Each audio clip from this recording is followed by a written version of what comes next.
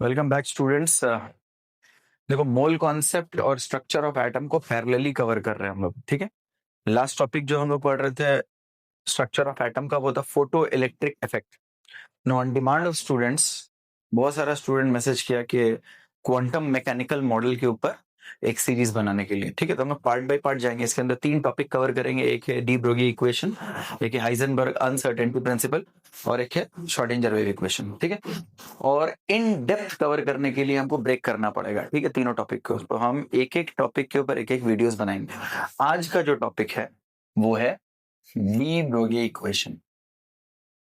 ठीक है, हम लोग गलत प्रोनाउंस करते हैं de Broglie, it is de Broglie equation. ठीक है, GLI ये प्रोनाउंस नहीं होता। चलो नाउ सी, इसका कहानी कहां से शुरू होता है वो समझो। बोर मॉडल के अंदर हम लोग क्या सीखते हैं कि न्यूक्लियस बीच में है और बाहर इलेक्ट्रॉन घूम रहा है। बट इसका फर्स्ट पोस्टुलेट अगर तुम पहले से पढ़ चुके हो तो तुमको पता है कि इलेक्ट्रॉन उसी ऑर्बिट में घूम सकता है जहां पर वो एक कंडीशन को फुलफिल करे, और वो condition quantum mechanical condition, angular momentum of the electron must be equal to NH/2 pi. ठीक है, इलेक्ट्रॉन का एंगुलर मोमेंटम जो है वो NH/2 पाई का बराबर होना चाहिए, तभी ये इलेक्ट्रॉन यहाँ पर सरवाइव कर रहा है और घूम पा रहा है। ये बोर का मॉडल। लेकिन ये जो मॉडल है क्वांटम मैकेनिकल मॉडल, ये बहुत अच्छा जस्टिफाई तभी होगा जब डी ब्रोगाई का कॉन्सेप्ट को हम लोग एक्सेप्ट करेंगे। Now according to de Broglie concept, उसका कॉन्सेप्ट क्या है? उसका मानना है कि एक इलेक्ट्रॉन जो है वो सिर्फ और सिर्फ पार्टिकल का कैरेक्टर नहीं रखता, बल्कि उसके अंदर वेव का भी कैरेक्टर। देखो, यानी इलेक्ट्रॉन ऐसे नहीं घूमकर जैसा कि हम लोग यहाँ देख रहे हैं ऐसा गोल गोल, बल्कि वेव का फॉर्म में जो है वो इलेक्ट्रॉन घूम रहा है इस तरीके से। ठीक है, क्योंकि डी ब्रोगी क्या मानता है, वो सिंपल ये मान रहा है कि एक इलेक्ट्रोमैग्नेटिक रेडिएशन के अंदर जैसा कि वेव कैरेक्टर है, उसके अलावा उसके अंदर पार्टिकल कैरेक्टर भी प्रेजेंट है। यानी जो फोटॉन्स है वो अगर वेव का तरह बिहेव कर रहा है तो वो पार्टिकल की तरह भी बिहेव करता है।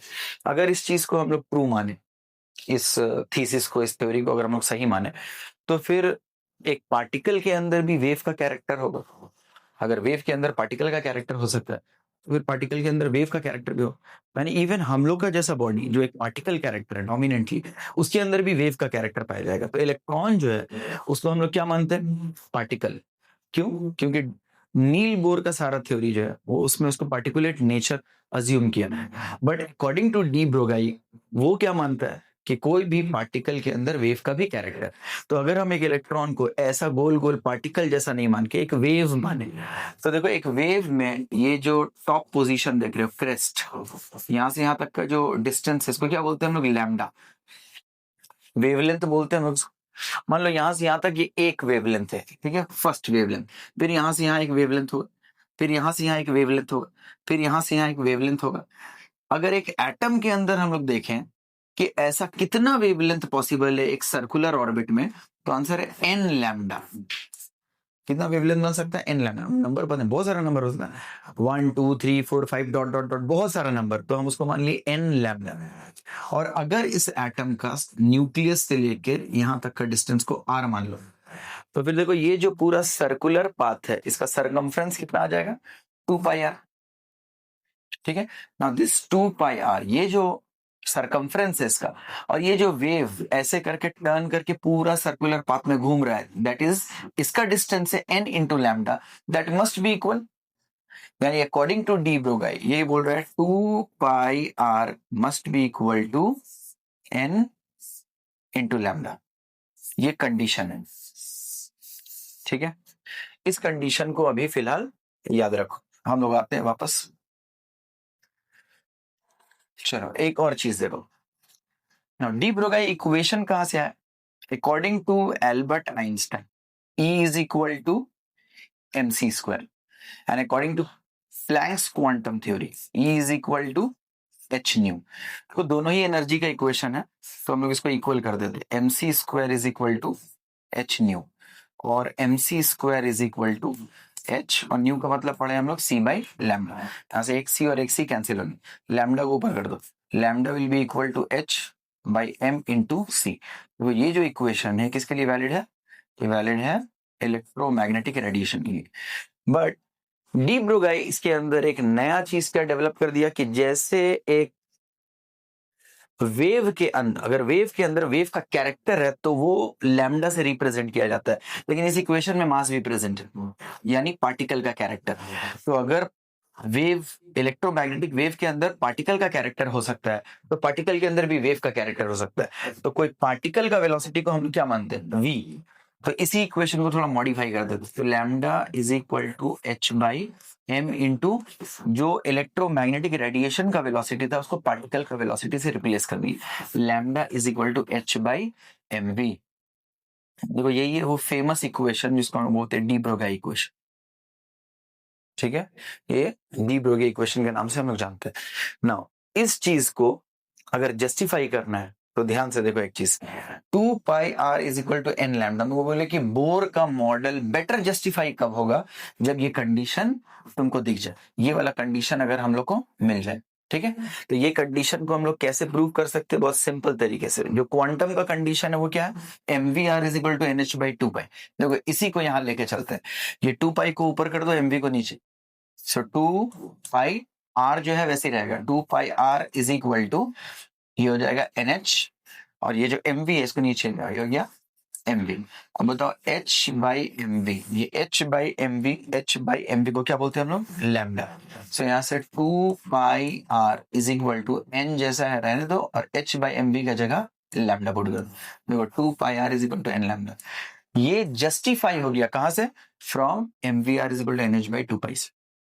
इससे क्या पता चल रहा है कि कहीं ना कहीं रिलेशन वेव और पार्टिकल, ये जो डुअल कैरेक्टर्स के अंदर रिलेशन, और ये बेटर जस्टिफाई हो रहा है MVR equal to NH by 2 pi. ये जो क्वांटम मैकेनिकल कंडीशन इंपोज किया नील बोर, ये बेटर जस्टिफाई हो रहा है कहां से? जब हम लोग इसको डी ब्रोगाई इक्वेशन से अगर अलग तरीके से प्रूव कर ले रहे हैं, यहां से भी प्रूव हो जा रहा है। ठीक है, क्लियर हो गया? तो ये इक्वेशन को हम लोग बेसिकली यूज करते हैं न्यूमेरिकल के लिए। ये पार्ट को रब कर रहे हैं, ये पार्ट को रब कर रहे हैं। ठीक है, नाउ सी इस इक्वेशन में lambda is equal to H by M V. ठीक है, ये फॉर्मूला तो सम बनाने के लिए बहुत ही इंपॉर्टेंट है, बट इसमें एक और मॉडिफिकेशन करते हैं। देखो kinetic energy is equal to होता है हाफ एम वी स्क्वायर। ठीक है, 2 मल्टीप्लाई कर दो, तो 2 into kinetic energy will be equal to M V square. Both side m multiply कर दो, 2m into kinetic energy is equal to m square v square, और यहां से एम वी का square is equal to 2 into M into kinetic energy. ठीक है, इसको उधर लिखें। यहां से M V is equal to कितना आ जाएगा? Root under 2m into kinetic energy. तो एम वी का वैल्यू जो आया हम लोग यहाँ पुट कर सकते हैं, it will be equal to h by M V का जो वैल्यू है कितना आ रहा है? 2m into kinetic energy. तो ये भी डी ब्रोगाई इक्वेशन कहलाता है। ठीक है, अब इसका अगर तुमको मास गिवन है और काइनेटिक एनर्जी गिवन है तो हम लोग डायरेक्टली लैम्डा का वैल्यू कैलकुलेट कर सकते हैं। तो ये दोनों ही इक्वेशन यूज करेंगे हम लोग न्यूमेरिकल में। ठीक है, चलो आगे बढ़ते हैं।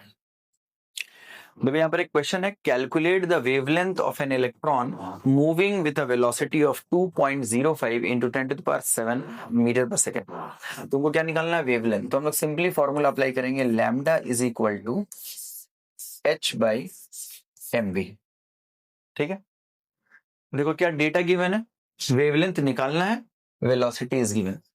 ठीक है, तुमको पता है कि वेलोसिटी हम यहाँ डायरेक्टली पुट कर सकते हैं, और इलेक्ट्रॉन का मास ये सभी को याद होता है, एच का वैल्यू सभी को याद होता है, 6.626 इंटू 10⁻34 जूल सेकेंड।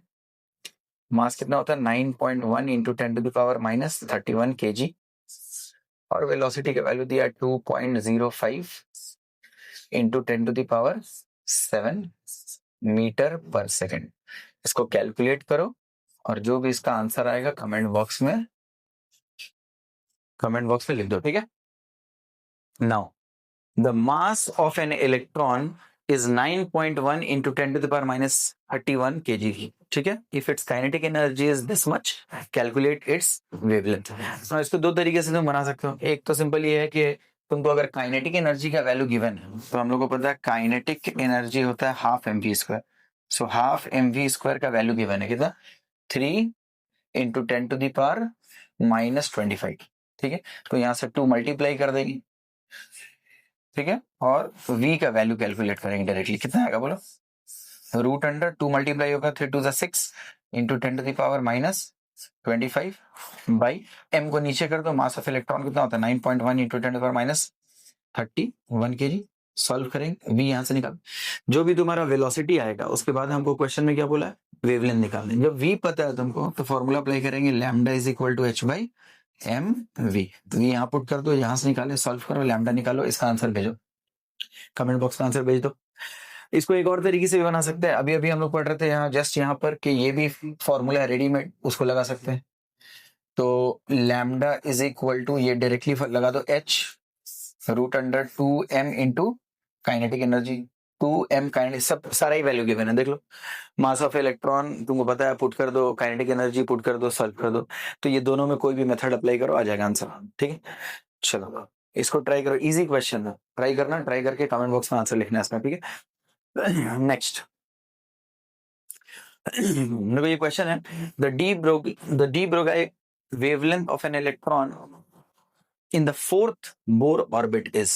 तो ये जो क्वेश्चन है ये अभी का ट्रेंड है, मतलब जो रीसेंट ट्रेंड है उसके अंदर ये जो रीसेंट ट्रेंड है, वाह, ये जो देखो, ये जो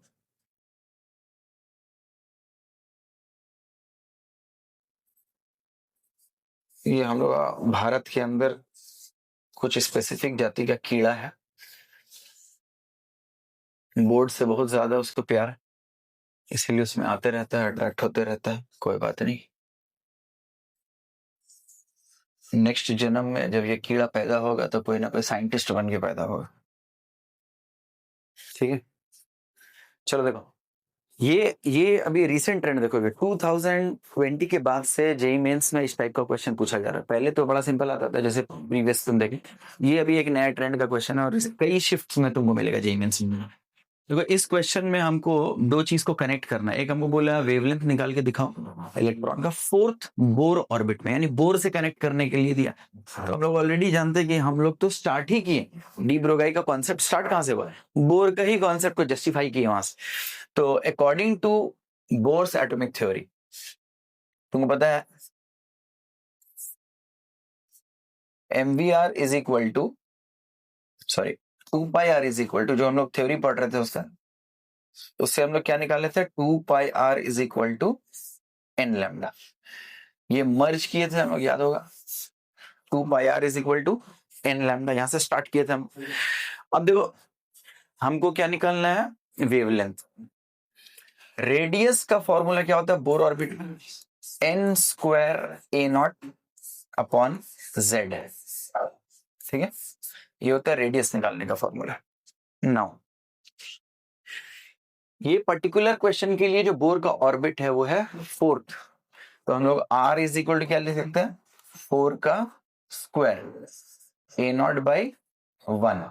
ठीक है, हाइड्रोजन लाइक स्पीसीज होता तो मेंशन होता, ये हाइड्रोजन के लिए 1 लेंगे, एटॉमिक नंबर कितना हो जाएगा 16 a नॉट, ये किसका वैल्यू है r। अब यहां से बताओ लैम्डा का वैल्यू कितना होगा, lambda will be equal to 2πr upon n, n मतलब प्रिंसिपल क्वांटम नंबर, यहाँ नो 2π इंटू r का वैल्यू कितना निकाले 16 a nought divided by n, n का वैल्यू कितना 4, फोर्थ ऑर्बिट है, 4 का टेबल में 4 टाइम्स, 4 2 जा 8, 8 पाई a नॉट। कौन सा ऑप्शन, डी ऑप्शन, ये आंसर। ठीक है, क्लियर हो गया। ये एक इंपॉर्टेंट टाइप का क्वेश्चन अभी का ट्रेंड में है, तो काफी शिफ्ट्स में आ चुका है, इसलिए ये इंपॉर्टेंट है। देखो एक है इन फ्यूचर जो क्वेश्चन आ सकता है, हम लोग ऑलरेडी देख चुके हैं ये फोटो इलेक्ट्रिक इफेक्ट के टाइम में भी, when a charge particle carrying q coulomb is accelerated by applying potential difference v, then kinetic energy is equal to, हम लोग पता है कि ये चार्ज इनटू पोटेंशियल, इसको मल्टीप्लाई करने से क्या मिलता है, काइनेटिक एनर्जी मिलता है। ठीक है, अगर काइनेटिक एनर्जी का वैल्यू है चार्ज इनटू पोटेंशियल, तो एक फॉर्मूला जो पीछे हम लोग पढ़े, lambda is h by root under 2m into kinetic energy, तो काइनेटिक एनर्जी की जगह में क्या बिठा सकते हैं, q इनटू v। तो यहाँ पर lambda is equal to h by 2m और काइनेटिक एनर्जी की जगह q इनटू v। देखो ये फॉर्मूला भी हम लोग यूज कर सकते हैं। हाँ 1 2 लिखे थे हम, यहाँ 3 लिख दे रहे हैं। ठीक है, ये फॉर्मूला यूज कर सकते हैं। अब आ जाओ, इसका एक शॉर्टकट क्या, अगर इलेक्ट्रॉन के लिए हमको ये चीज गिवन है तो हमको कुछ सॉल्व नहीं करना है, लिखना है 150 और जो भी पोटेंशियल डिफरेंस दिया होगा, जो भी पोटेंशियल में एक्सेलरेट कर रहा होगा इलेक्ट्रॉन, डायरेक्टली लैम्डा का वैल्यू आ जाएगा, एंगस्ट्रॉम यूनिट होगा उसका। चाहे ये फॉर्मूला याद कर लो या फिर 12.25 बाई रूट वी, एक ही बात है। सिर्फ जो v का वैल्यू क्वेश्चन में गिवन होगा, इन दोनों में कोई भी एक फॉर्मूला बिठा दो, आंसर आ जाएगा। ये किसके लिए एप्लीकेबल है, फॉर इलेक्ट्रॉन। अगर प्रोटॉन का बात करें हम लोग, तो lambda is equal to 0.286 by root V, same एक ही टाइप का फॉर्मूला है, बस वैल्यू थोड़ा सा डिफरेंट है, यहां से डायरेक्टली प्रोटॉन के लिए निकाल सकते हैं। अगर अल्फा पार्टिकल के लिए निकालना है, एक ही टाइप का फॉर्मूला, लैम्डा इज इक्वल क्या होगा, 0.101 बाई रूट वी, सिर्फ रूट वी क्वेश्चन में गिवन होगा और जो भी पार्टिकल गिवन है उसके अकॉर्डिंग। यहाँ पर एक चीज क्या है फॉर न्यूट्रॉन, न्यूट्रॉन के लिए 0.286 बाई वी नहीं, पोटेंशियल का डिफरेंस नहीं है, क्या है, रूट ई। यहाँ पर ई का मतलब kinetic energy in electron volt.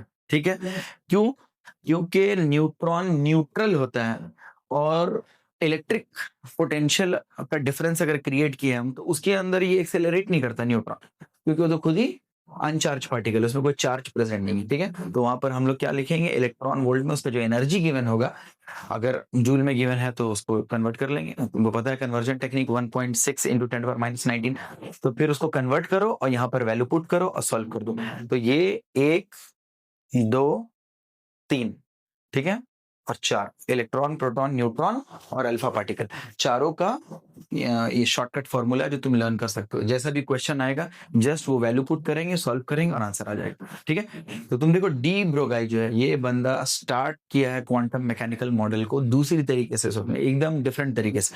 अब हम लोग इलेक्ट्रॉन को सिर्फ एक पार्टिकल नहीं समझ रहे हैं, बल्कि ये समझ रहे हैं कि वो पार्टिकल के अलावा एक वेव का कैरेक्टर भी रख रहा है। ठीक है, तो उसके अंदर वेव कैरेक्टर भी है और पार्टिकल कैरेक्टर भी, और ये चीज सबके लिए इम्पोज कर दिया हुआ है, यानी हमारे जैसा बॉडी के लिए। एक हॉकी का बॉल को लेके भी हम सोच सकते हैं कि उसके अंदर वेव का कैरेक्टर हो, और ऐसा कई सम है बोर्ड लेवल पे आता है। ठीक है, अगर और भी न्यूमेरिकल प्रैक्टिस करना है तुमको एनसीईआरटी लेवल पे, तो बहुत अच्छा क्वेश्चन है एनसीईआरटी का, एटॉमिक स्ट्रक्चर जो यूनिट 2 है उसका question number 57, question number 58, question number 59 और क्वेश्चन नंबर 60। ये 4 क्वेश्चन प्रैक्टिस के लिए काफी अच्छा क्वेश्चन है। ठीक है, होप कि ये वीडियो तुमको समझ आया हो। हम लोग इस सीरीज को आगे बढ़ाएंगे नेक्स्ट वीडियो में हाइजेनबर्ग अनसर्टेनिटी प्रिंसिपल के साथ। ठीक है, मिलते हैं नेक्स्ट वीडियो में। जय हिंद।